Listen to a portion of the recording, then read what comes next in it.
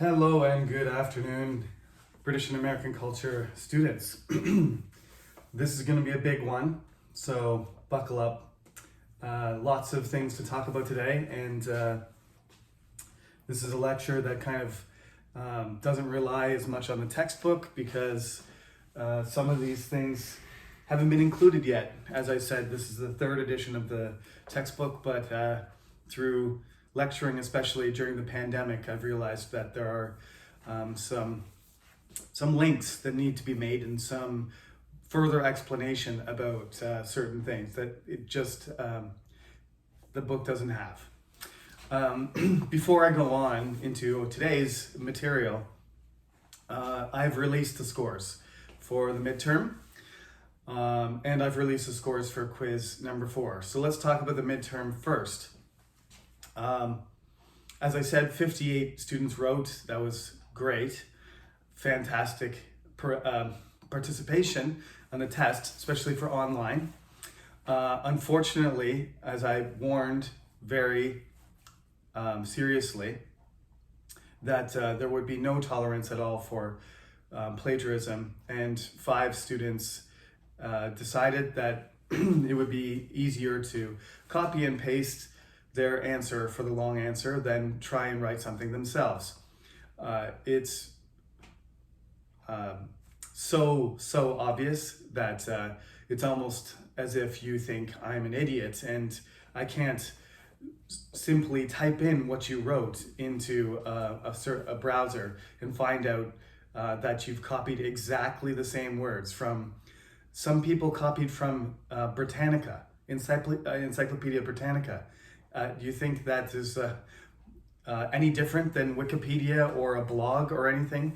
I can search on the internet just as well as you can. It's abundantly clear when you get less than 15 out of 30, when you fail the multiple choice and then suddenly you start writing like an encyclopedia in the long answer section, that you've cheated. Those 5 people get 0. I've made a note on, I didn't change your score to 0. I just gave you 0 on the long answer, but I gave you, all 5 of you, a note. You read it and understand that if you cheat again, you'll get 0, not only in this class, but you'll be reported to the administration for plagiarism. This is not a joke.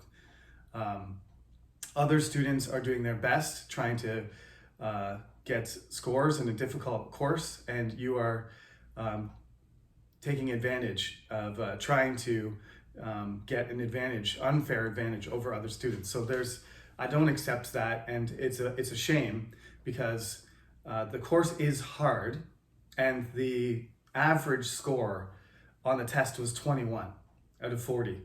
That's the average. So that means that most students barely passed, okay? If you got 35 or 36, then you're at the top of the class. There's a few students who got in the mid-30s. That means you did an excellent job and you deserve your score. If you got 20 or 21, you had a comprehension level that was similar to other students in the class. This class is curved, just like other classes. So it'll be curved up, all right? So if you got 21 or 22, you got a B, not a D. So those of you who cheated, you got an F, you got a 0, when you probably would have gotten a C or a D, but now you got an F and you have a 0. That's the consequences of trying to cheat. Now, I'm not going to say anything more about that. You know who you are. The students who studied properly and are listening to this lecture, thank you. You did a very good job, and it was a hard exam. The quiz number 4, 54 students wrote out of 60, so that's still pretty high participation. And we had 11 people get 10 out of 10. That's the highest number of perfects. More perfects than I like to have, but the average was still around 7. So quiz number 4 was the best one so far, and that's the first American one. So a lot of that material was in the lectures and not in the text. So to me, that means maybe some people wrote the midterm and it made you wake up and realize you have to pay attention to the lectures and take good notes. So quiz number 4 is encouraging. We have 2 more quizzes remaining, and then we have the exam. And of course, I told you we have 1 more assignment. I'm going to talk to you about that at the end of this class.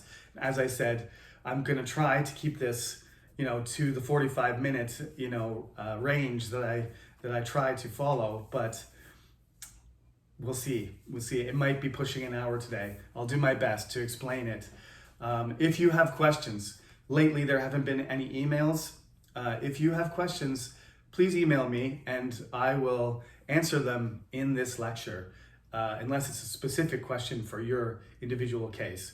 I do know there was one student, you know who you are again, one student emailed me about checking about the first assignment. I remember who you are.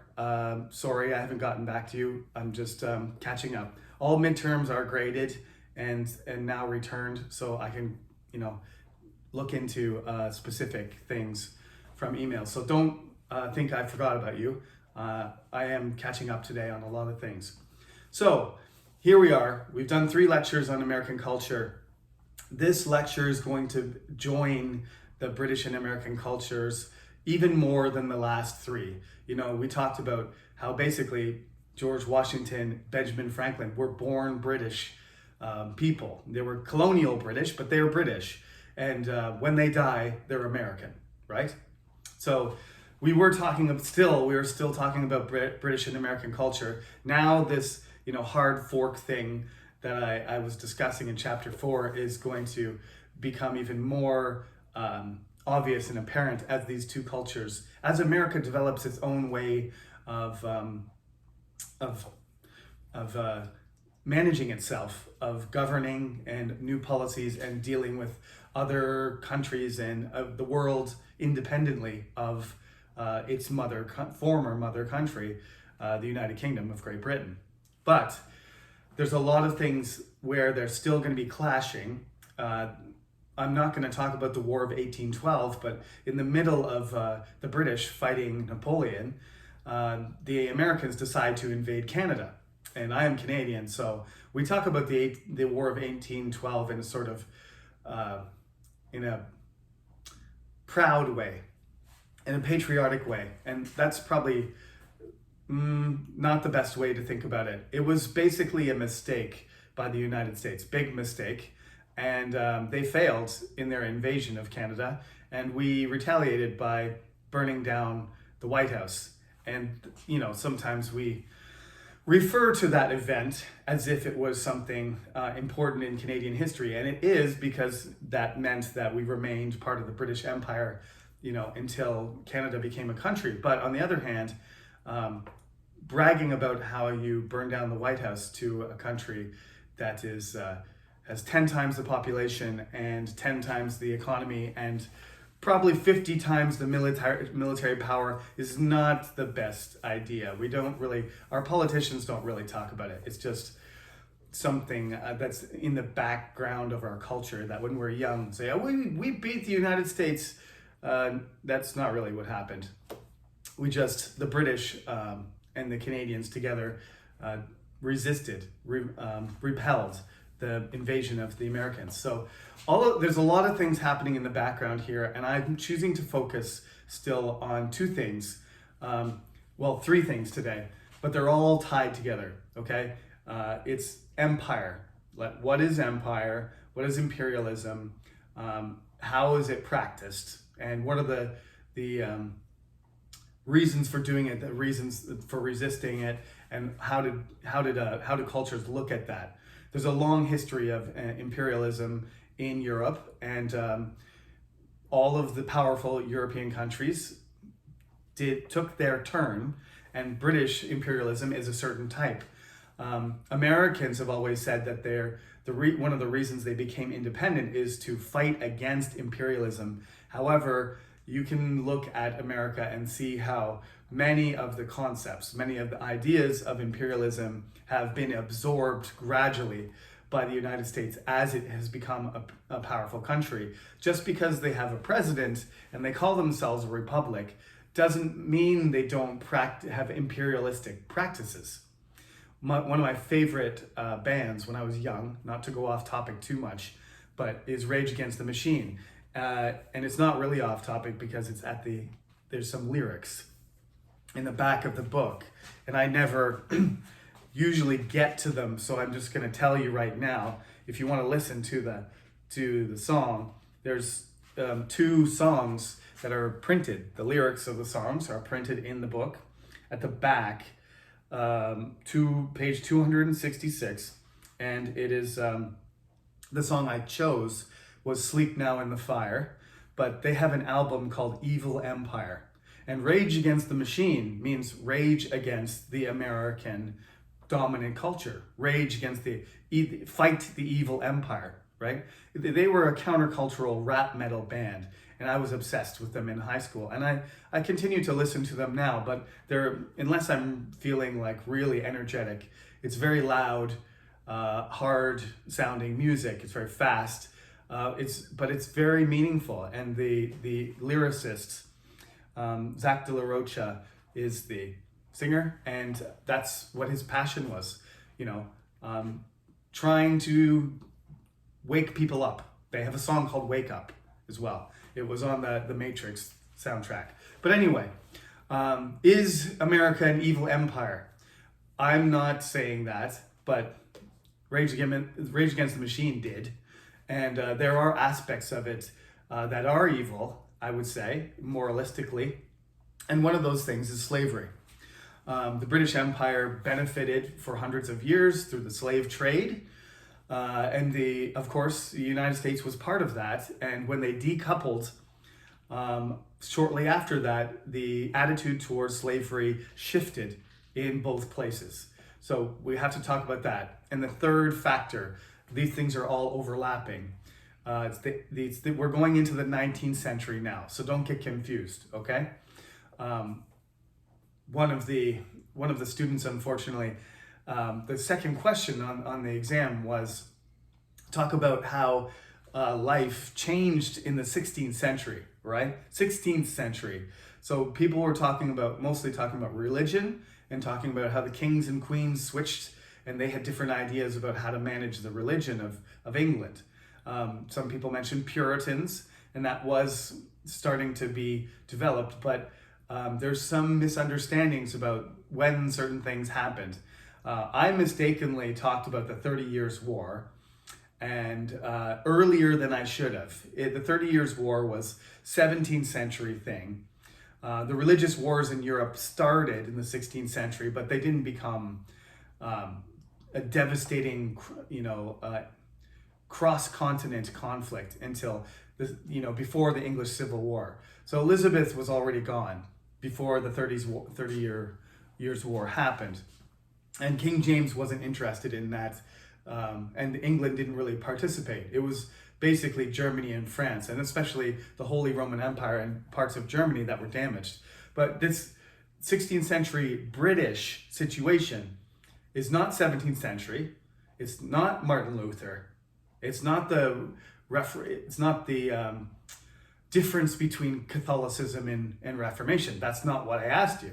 So those of you who wrote about the kings and queens, the Tudors, Henry VIII and his 3 children, you talked about Protestantism, Puritanism. You talked about maybe you mentioned those 5 problems. But remember, I said those 5 problems were basically controlled and managed. They weren't serious problems until Charles, right? James and Charles were the ones that James managed them and Charles didn't. That's why there was an English Civil War. So remember, I mentioned those 5 financial, local control, religion, foreign policy. I mentioned those points, but that wasn't the answer to the 16th century question. If I ask you about what happened in the 17th century, why was there a civil war? Why did Cromwell and the Puritans and the parliamentarians fight against the king and eventually cut his head off? That's an answer to that question. But at no point is there going to be a question, who started the Reformation? Martin Luther. That doesn't matter, right? Henry VIII started the English Reformation, and Henry VIII hated Martin Luther.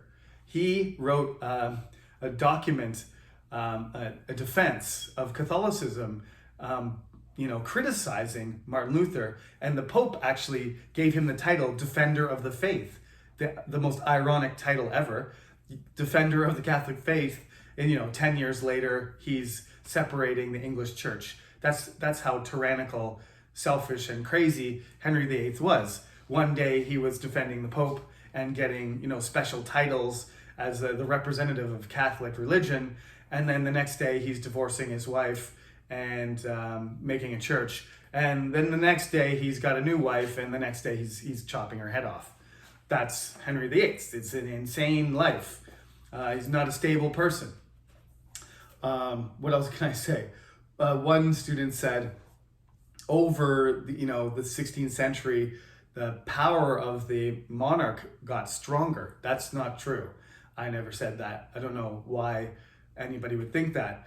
The power that Henry VIII had over Parliament was stronger than Edward and Mary and Elizabeth and James and Charles. It went down, not up. At the point when Henry VIII consolidated the church, he was very powerful and almost absolute. But Parliament still existed, and he didn't create Parliament. Parliament was already there. But the thing is, when he created the English Church, he did it through Parliament. He didn't do it personally. That's different. Charles was trying to do things personally in the 17th century.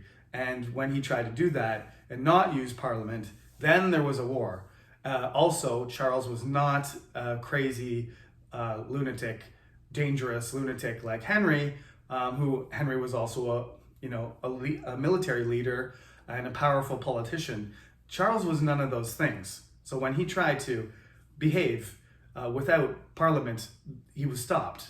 Okay? So those are all things that I needed to clear up. But anyway, let's get back to the present. We're not judging whether British or American culture is evil, because all cultures have history that's negative. That you can't disguise that, and you shouldn't disguise that. That's part of this class. Is America a good country now? Is it good compared to other countries? You decide. I'm just going to present the ideas and perspectives that I can, so that you can look at your own culture, whether it's China or Vietnam or Korea or Canada. You can make your own judgments. This is what happened. Is America great? I think it is. Does America have a lot of problems? Definitely. Okay? There's the contradiction again, all right? So let's get into this. As I said, it's a bit complicated. First of all, empire. What is an empire? An empire is a group of people that dominates other people through imperium. They take away the sovereignty, the individual power of that other group of people, and they oppress them, they control them, right? So right at the beginning of the chapter, you will see this chapter needs to be fixed because it's kind of separated into two parts, actually. They need to be linked, as I said. But imperialism is the idea of a country, kingdom, or people extending its power and dominating over other territories through colonialism, exploitations of resources, and military power. The root of the word is Latin word imperium, which means supreme power. That's what Henry did when he created the Church of England. He also created England as an empire. He declared that England was an empire and that it had supreme power over itself. That's why in 1534, the act to make the Church of England, the Anglican Church, is called the Act of Supremacy. Okay, so obviously benefits. There's going to be a lot of benefits for the country that's doing the dominating. That's why they do it. But this is the way, in a sense, that the British, because there was a long tradition of imperium going back to the Roman Empire, that the Romans had this idea of casus belli, which means like reason. You have to have a reason to attack, right? And sometimes the Romans would say, well, we have to attack these people because they're dangerous, or they attacked us first, so now we're going to destroy their entire civilization, as in the case of the Gauls, right? The Gauls had been attacking Rome for hundreds of years. not the same people. They're ancestors and different tribes. But Julius Caesar used that to say the Gauls are never going to invade Rome again. They're never going to sack it. I'm going to go in and I'm going to completely destroy their entire civilization and dominate it so completely that it'll never recover and it'll never be Celtic again. That's not what happened in Britain, obviously, but that's what happened in France. That culture was eradicated. It was done by Julius Caesar's conquering, but by hundreds of years of imperial domination after that. And that's why people speak French in France. They don't speak a Celtic language, right? The Germans still speak German and the English still speak English, but the French speak a Romance language, which is an offshoot of Latin, because their culture was completely altered. Unlike in our class, Britannia was a 400-year-old thing, but it collapsed. But basically, the Franks can trace their lineage and their culture right back to the time when it was Gaul. And you can see that it never really preserved the basic foundations of its culture. To a certain extent, you could say that's what happened to the British as well. But it happened because of the Angles and the Saxons and the Normans, not because of the Romans. The French culture goes back to the Romans, and it never really got overturned again. That's why British culture is the way it is. We talked about how it wasn't just the Romans, it was the Angles and Saxons, the Anglo-Saxons, and then the Danish, the Vikings that again dominated them for a long period, and then the Normans completely took them over. The Norman invasion, 1066, some people got confused for some reason about the Romans and the Normans, but the Normans, that was a sort of revolution, and they changed the landscape in England as much or more than any of the previous invasions. So when you have an empire, the benefits, it's on page 152. This is what the British Empire in particular would have said. They create global peace. They provide protection and from attack and security. They keep the sea lanes open and protect the trade, so business can flourish, so economies can develop. They share technology, advances in science, education, and philosophy between territories that are really far away, communication, and they provide access to art, literature, and sophisticated civilization from their perspective, of course. These are the things that they provided to the colonists in America. And those colonists, those British colonists, wanted these things. As one of the things that's interesting is that as the colonies developed, they wanted to be more British, not less. It only becomes reversed when their freedom and their lives are threatened. That's what happened. They wanted to be accepted. Benjamin Franklin wanted representation. They wanted representation. We'll pay taxes if you give us, if you recognize us, if you make George Washington a general in the British Army, and you respect Benjamin Franklin, and you treat us as if we're part of the empire. But the British Empire didn't. They dominated them like they were a colony, right? If they had if America had been recognized and elevated to the same status as Coventry or Oxford or Norfolkshire, as counties and areas in England, then there might have been a difference in the way things played out. But that's not what happened. They were not recognized as equal as the same type of British subject as people that lived in the home country.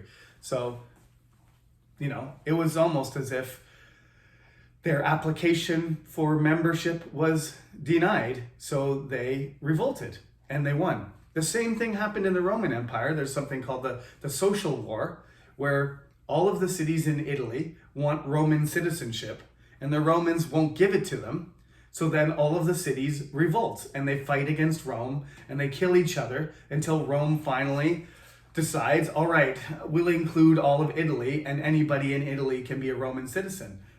That's how important it is to be considered a real citizen of a nation or a country or a kingdom or an empire.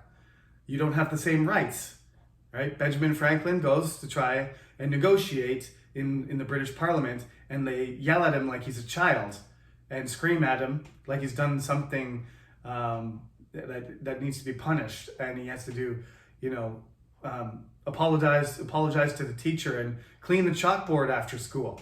That you can't treat adults like that and expect them to want to participate in your society.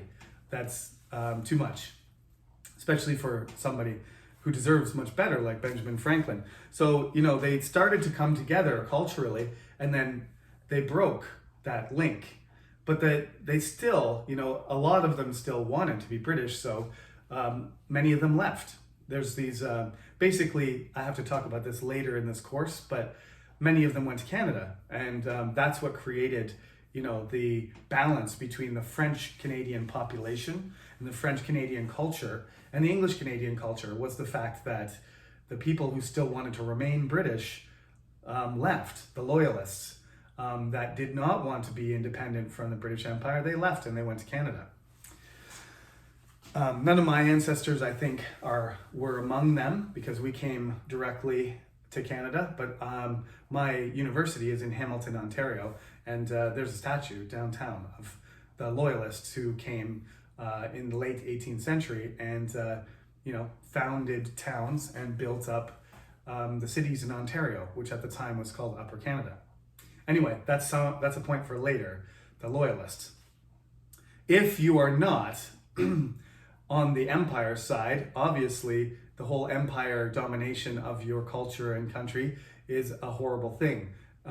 Koreans are very sensitive to this because there was Japanese occupation multiple times, Imjin Wedan, and there's always been pressure by Japan, but the Japanese did a sort of tried to make their own style imperium modeled after the British, and they occupied Korea, and they suppressed Korean culture and Korean people, and they suffered for 35 years about. That's officially, but unofficially longer than that. And if you're Irish, or if you're from a country that experienced colonial period, then probably you've heard, or your parents or grandparents can relate to you what it's like to have a relationship with a group of people that has control over your country. You're really at the mercy of whether they exploit you or not, which normally it's mostly exploitation. So this is what the demerits, the people who are against it, the people being occupied would say. Local resources and taxes on goods are appropriated by the dominating power. Foreign government controls your state, and it's often they have military presence, or they threaten military presence. You have no control over your own state. You don't have sovereignty or self-determination. You have a lack of political representation in the British government. We're talking still about British, but this applies to any empire, of course. You have to sacrifice your native language and education from the dominated area in favor of British culture and learning. So you follow their standards, not your own, or what you prioritize is not important. There's a lack of recognition of the value and importance of culture, art, music, and designs that were not British or European. So if you create some piece of art, it will be worth almost nothing. And if it's something European, like the Mona Lisa, which is not British, but if it's some sort of beautiful building or artistic thing, then it's priceless if it's British. And if it's from another culture which is occupied and it doesn't fit the standards of the British, their art criticism tradition, then it's worthless. It's not even close. We're talking about billions of dollars versus $10 between these objects and these cultural symbols. So the value system is completely skewed to the imperial, dominating powers side.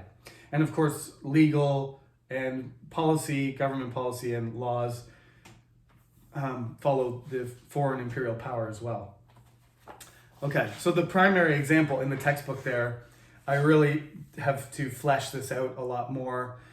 Really, it's a sad attempt to include something that's a very important historical, conflict, and it's in some sense was the British forming their policies of how to manage a colonial territory, that they were constantly trying to control Ireland, and it goes all the way back to the conqueror. It goes all the way back to William. Henry II invades and conquers Ireland, and then they stabilize it, and they leave. They send some settlers, and there's the old Gaelic, and there's the old Irish, and there's the old English, and there's the new English. By the time you get to now, the 19th century, you've got Irish people that are, speaking, trying to still remain Catholic, and they're still trying to maintain the Irish language, but they've been oppressed in 100 different ways for centuries,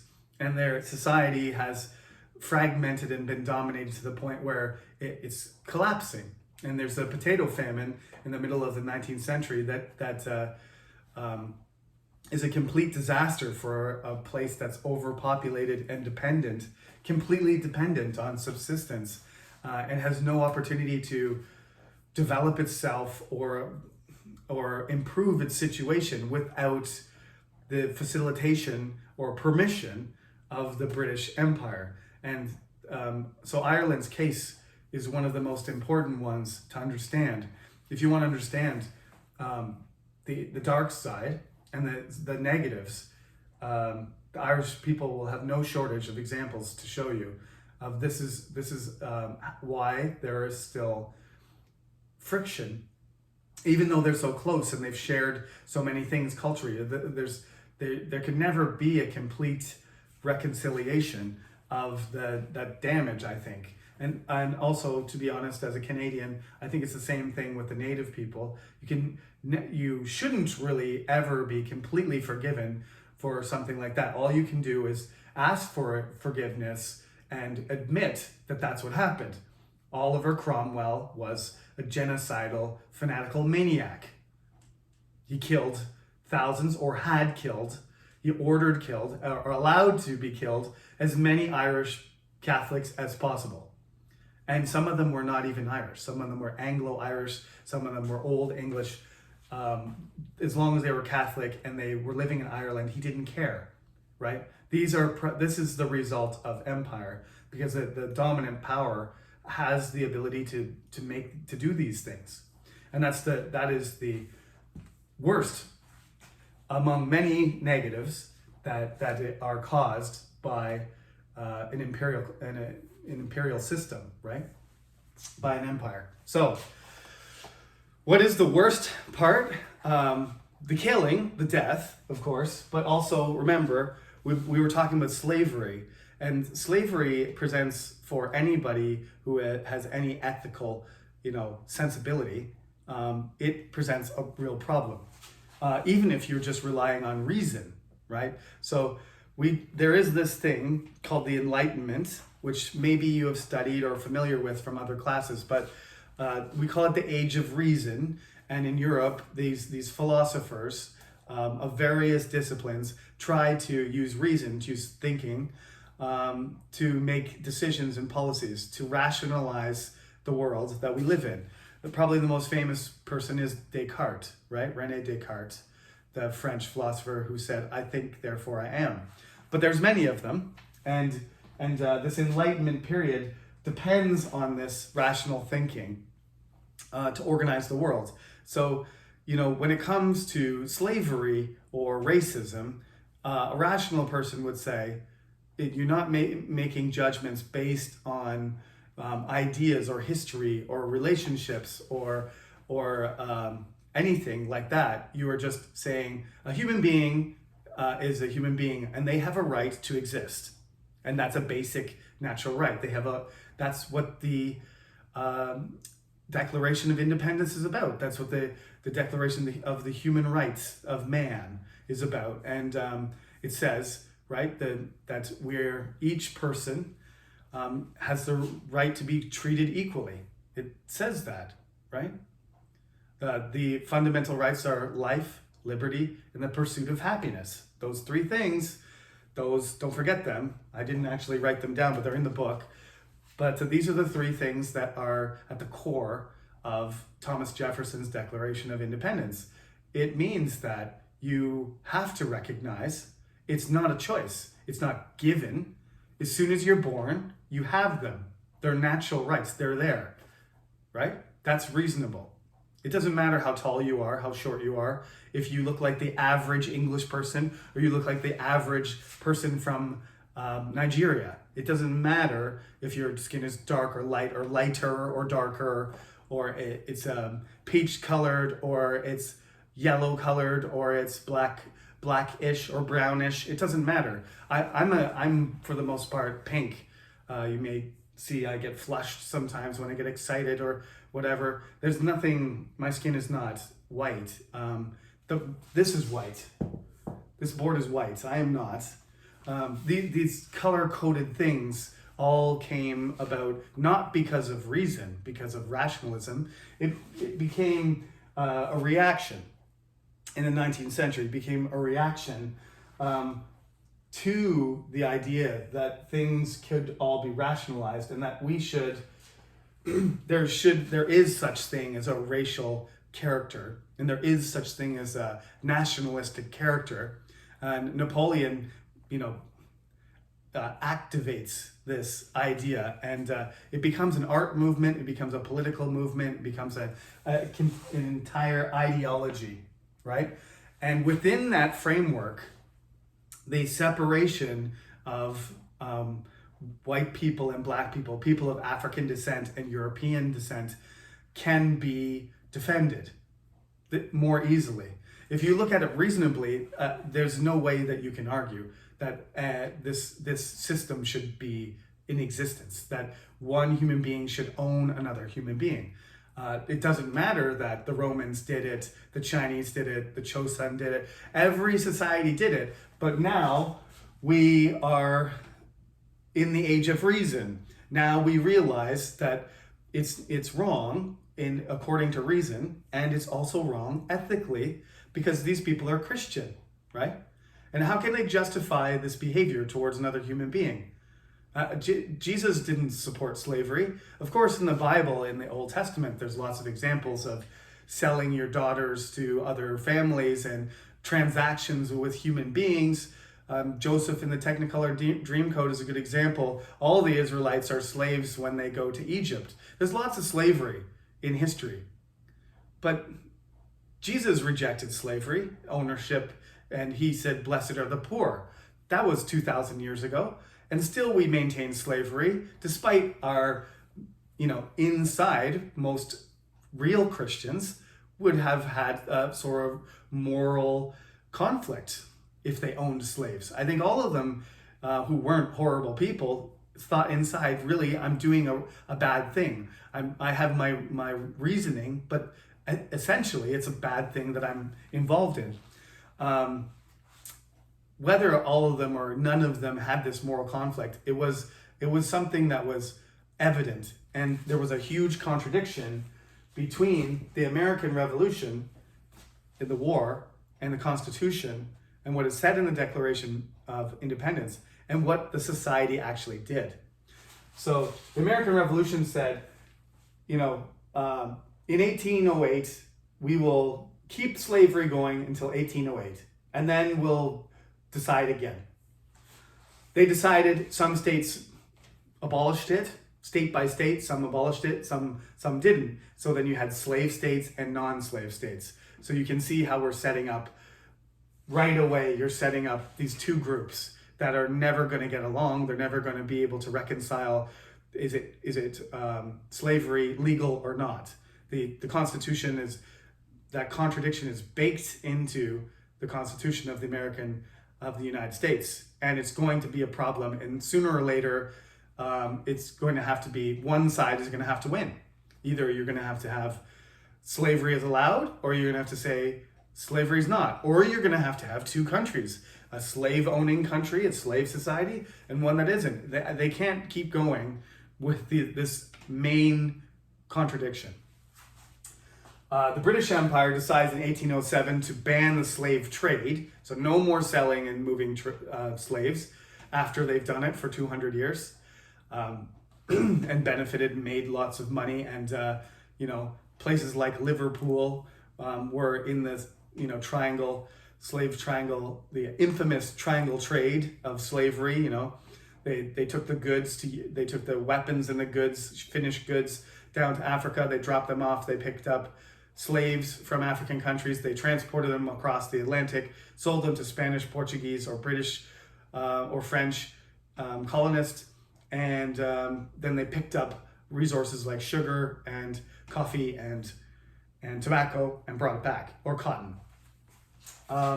So they finally abolished the slave trade, and then in 1833 they make all owning slaves or having slaves completely illegal.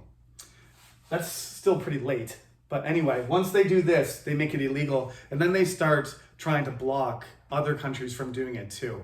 So not to say that the British are making up for the damage that they've caused, because it's impossible to do that, but at least they, from 1833, finally make the decision to make slavery illegal throughout the British Empire, anywhere, and they start enforcing it and pressuring other countries to do the same thing.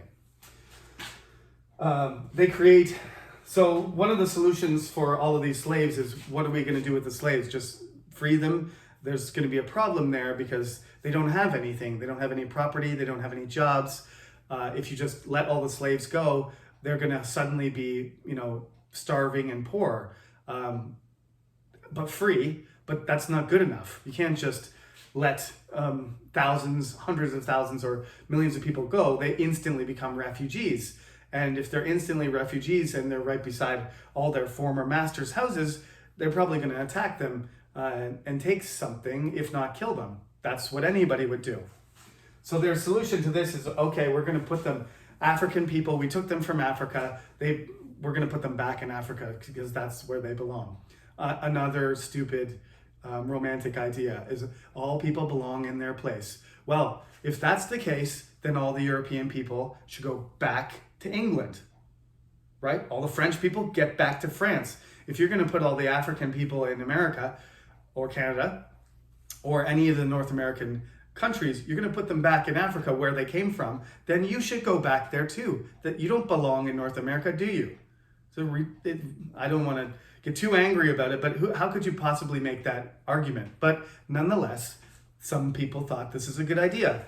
So Sierra Leone is the British colony, which these countries still exist, in Liberia. They were founded to send slaves back to.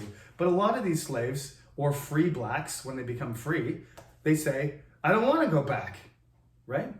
I don't want to go back. I would go back to England if I had an opportunity to do that.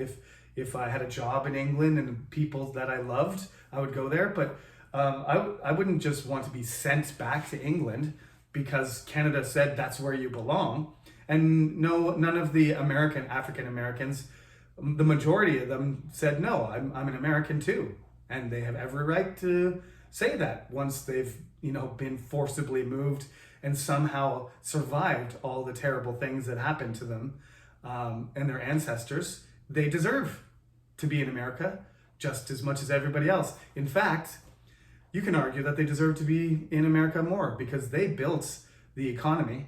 They did all the hard work. All the plantations, all the tobacco, all the cotton, all the money that built America and turned it into a great country, that was done by the slaves. So the African Americans have done more than the Europeans, you could argue. I'm not going to get into that argument, but they deserve at least as much. They have just as much or more of a right to be, especially in the South, right? But anywhere where it's freedom of movement. Like we said, these are all natural rights that need to be respected. That's in the Constitution.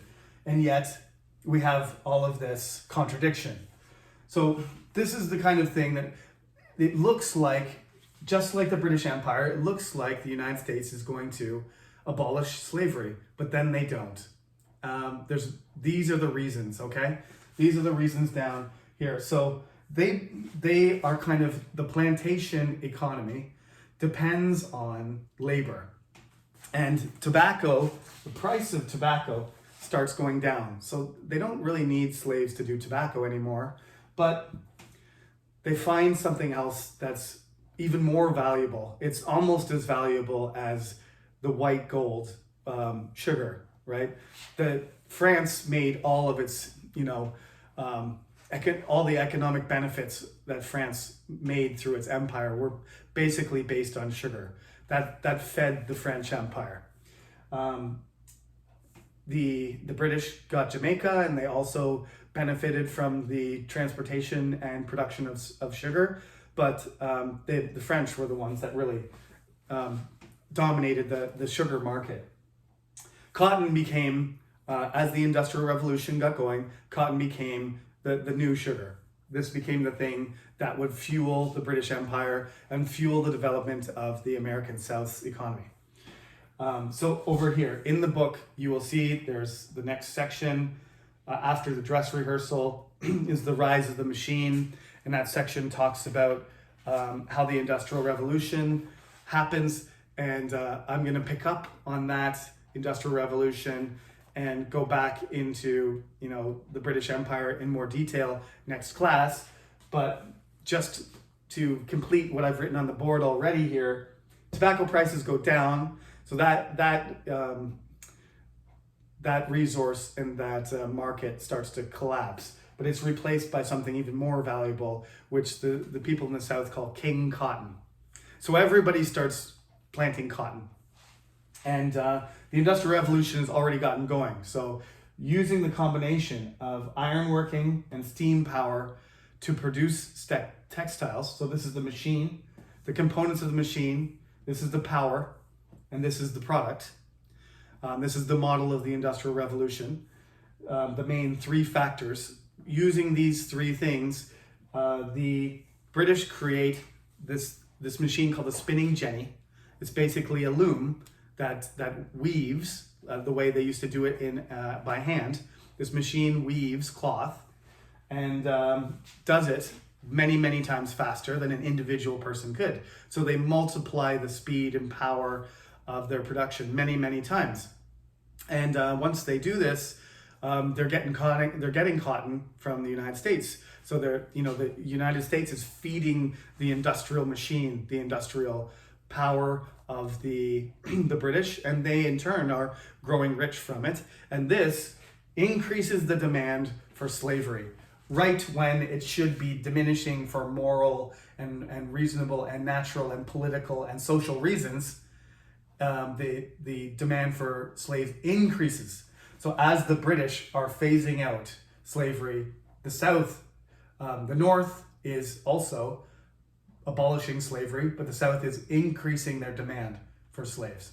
So in the South, in the American South, these are the reasons that they say they do have this contradiction. How are they going to resolve it? Well, they say, we have a society. In all societies, there are rich people and there are poor people, and we need this bottom level, this slavery level, just like the serfs in the Middle Ages, right? Who were living in Anglo-Saxon England. Those people had to stay in their land, just like the people in 1381. But in this situation, we have these slaves from another country because we're not enslaving our own people, but we've created this underclass of slaves. Originally, it was composed of criminals, petty criminals, indentured servants, unemployed, degenerates, that kind of thing from in Europe. But now they're using slaves, and they've got a system where they can invest in the slaves, and that they can, if the slaves work their entire life, then this is the most profitable way to run their economy. So they have an economy based on slavery. So that's the slave society. That's the first defense. Paternalism. we take them out of Africa, we put them in our society. We are like fathers. We are taking care of them. This is a ridiculous argument, but they make this argument that it's almost like a family. I'm the father figure, the master controls them, and they need to work, and they need to be disciplined by the father just like children do.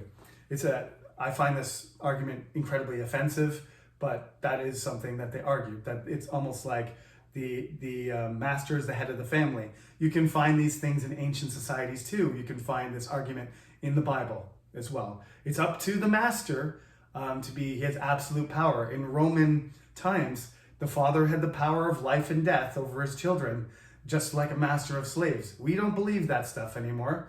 I don't have the power of life or death over my children. That is illegal and disgusting to even imagine. But that was a belief in ancient societies, and it was a cultural belief that this is not an ancient society. This is only 200 years ago. It's less than that. It's 150 years ago, and they're still using that backwards logic.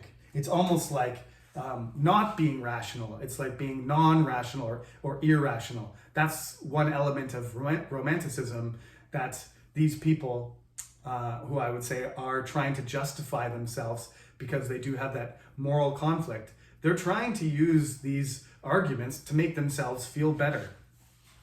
The third reason is fear. There's 3 million African Americans, slaves in the South by the beginning of the Civil War. They outnumber the white people. There's more black people. So if they ever decided to get together or managed to get weapons and decided to overthrow them, then there would be a huge problem. And this also happened in ancient Rome. Spartacus, right? Spartacus is it's the example of, the slave revolts that's the most famous. Spartacus is a gladiator. He gets all these slaves together and he starts massacring Roman citizens and destroying Roman armies. It's a famous story, and I think there's a Netflix series if you want to check it out. So they're actually living in fear for their lives, which is a very stressful way to live and uncomfortable way to organize your society, but that's a fact. They've got so many slaves that there's actually a physical threat and danger to their lives on a daily basis. Then you got your basic racism. White people are superior. You've got levels of human beings, just like you had in the great chain of being. You had the king and the pope at the top, and the slaves and the serfs and the lower class people at the bottom, and then you have animals and plants and rocks. You organize human beings the same way. Why not? We're romanticists. We're not going to be reasonable. You have white people at the top, and obviously the African people at the bottom, and you have different in between. This is not an ideology that's that old. It's been proven to be untrue scientifically as well as rationally. Okay, there's no such thing as race, first of all, but I'm not going to get into that. You have a nation, that's true. That is a creation. That's a human creation. You have a body.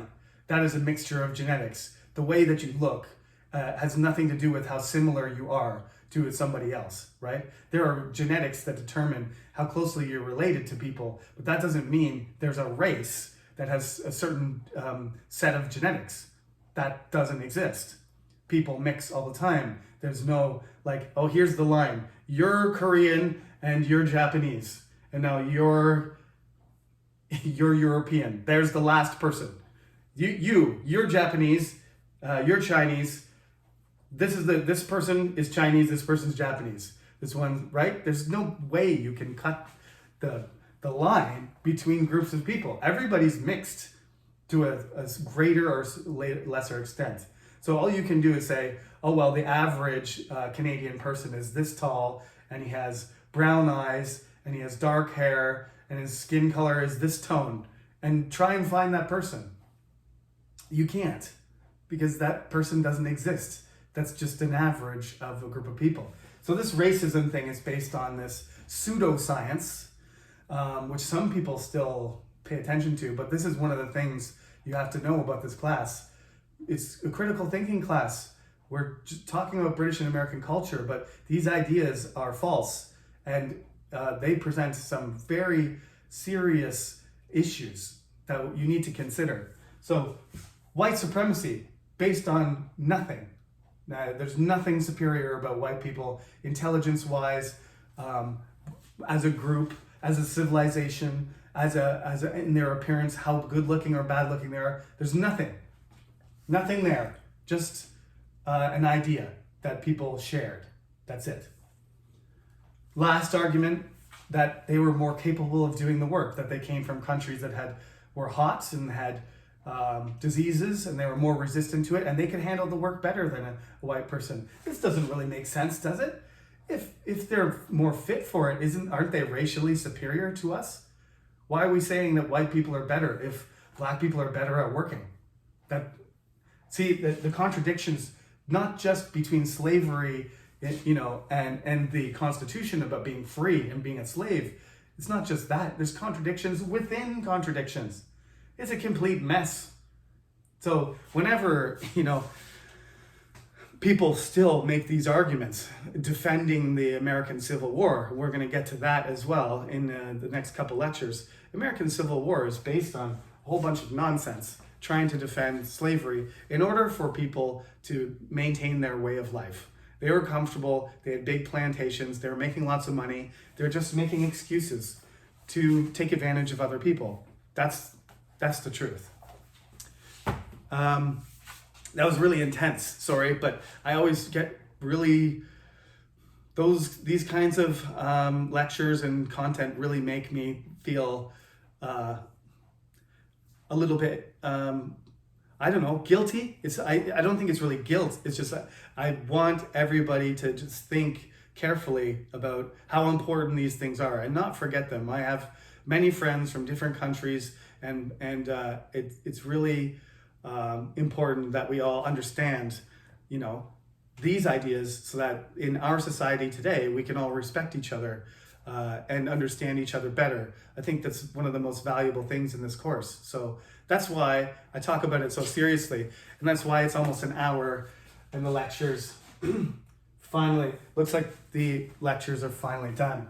The Southerners also compared the Northern, the workers in the North, whether they were free blacks or free white men or servants or whatever, their conditions were being paid very low wages and barely scraping by and having a terrible life, like a struggle for survival. And that every day they finished their 14-hour, job, they had to go home and then take care of themselves and find a place to rent a house and so on. This is true. It was a hard life, but they were not slaves, and they're not at the complete mercy of their masters, their employers, and the economic system would determine how well they were paid or not. And they get to vote, and they're treated like human beings, even if they're treated like human beings that are valued for their labor. It's different. But they made that comparison, saying, slaves in the South are treated the same way as industrial workers in the North. That's a final comment on the differences between the North and the South. So there you go. I hope that makes it clearer to you. Please make some good notes about this lecture, because many of these details aren't in the textbook, and I would like you to be able to understand how how slavery and imperialism and the Industrial Revolution are interconnected. Some people make the argument that if there was no slavery, there wouldn't have been an Industrial Revolution at all. I can't make that counterfactual judgment, but certainly that slavery was one of the pillars, one of the things that drove the massive growth in productivity, which was almost out of control and unprecedented in human history. That was driven by the combination of technology and the labor of the slaves in various countries. So we should be mindful of that as we go forward, studying British culture next lecture, and then back to America again for a few weeks. Thank you for listening, and thank you for your effort in the class. Like I said, I know this is a difficult class. The grades will be curved up. Usually in classes they get curved down, but in this class they get curved up. That I can guarantee. So do your best and don't be too concerned that your score is lower than usual, because your letter grade will reflect your effort in the class, not the number that you got on your midterm or your quiz. Thank you for listening, and see you on Friday. Nothing due this week. There's nothing due this week. There's no quiz, but next Friday will be quiz number 5, of course. Enjoy your week. See you next time.